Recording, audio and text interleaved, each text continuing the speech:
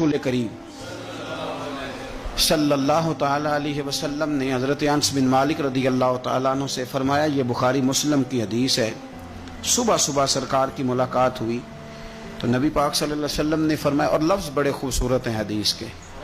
حضرت انس کہتے ہیں میں قربان جاؤں، میں تو غلام تھا نا، لیکن حضور فرمانے لگے، یا بنیا، او میرے بیٹے، تجھ سے ایک بات نہ کروں؟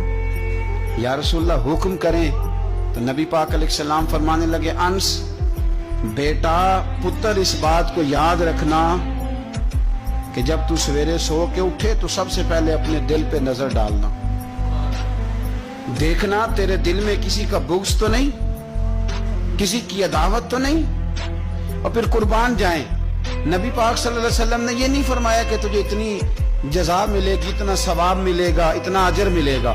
کیا انداز ہے کریم محبوب کا، تیرے آگے ہیں یوں دبے لچے فصحا عرب کے بڑے بڑے، کوئی جانے منہ میں زبان نہیں بلکہ جسم میں جان نہیں۔ حضور فرمانے لگے، انس دیکھنا ذرا ترتیب جملوں کی، فرمایا انس صبح اٹھ کے اپنے دل پہ نظر ڈالنا، تیرے دل میں کسی مومن کا بغض تو نہیں۔